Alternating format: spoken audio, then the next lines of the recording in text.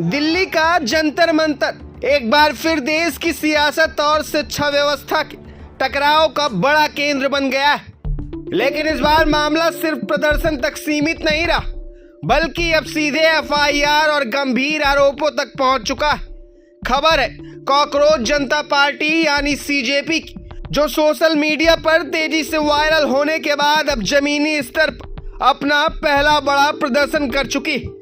यह प्रदर्शन NEET, CUET, CBSE और एसएससी जीडी जैसी परीक्षाओं में कथित गड़बड़ियों और पेपर लीक के खिलाफ किया गया था।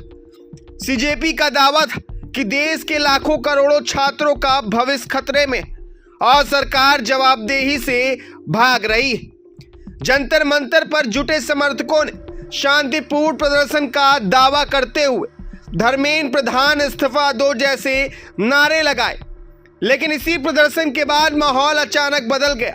अब सामने आई है एक बड़ी चौंकाने वाली खबर। कॉकरोच जनता पार्टी के खिलाफ एफआईआर दर्ज कर ली गई। आरोप बेहद गंभीर है, जिसमें विदेशी फंडिंग के इस्तेमाल और कथित राष्ट्र विरोधी गतिविधियों की बात कही जा रही। सूत्रों के अनुसार शिकायत दर्ज होने के बाद जांच एजेंसियां भी एक्टिव मोड में आ चुकी। जंतर मंतर पर प्रदर्शन के बाद उठे सवाल अब सिर्फ आंदोलन तक नहीं रहे, बल्कि अब कानूनी जांच के दायरे में आ चुके। सीजेपी के संस्थापक अभिजीत दीपके का बयान भी सामने आया है, जिसमें उन्होंने कहा है कि उन्हें पहले ही अंदेशा था कि इस लड़ाई में उन्हें मुश्किलों का सामना करना पड़ सकता है। उन्होंने यहां तक कहा कि वे गिरफ्तारी या जेल जाने की संभावना के लिए तैयार थे। उन्होंने यह भी दावा किया है कि यह लड़ाई सिर्फ एक प्रदर्शन नहीं, बल्कि देश के छात्रों के भविष्य की लड़ाई है। लेकिन सबसे बड़ा सवाल यही, क्या यह आंदोलन सच में शिक्षा व्यवस्था के खिलाफ एक जन आवाज है, या फिर इसके पीछे कुछ ऐसा एंगल है जो अब धीरे धीरे सामने आ रहा है। जांच जारी, और जैसे जैसे फाइलें खुलेंगी वैसे वैसे इस केस की परतें भी हटेंगी।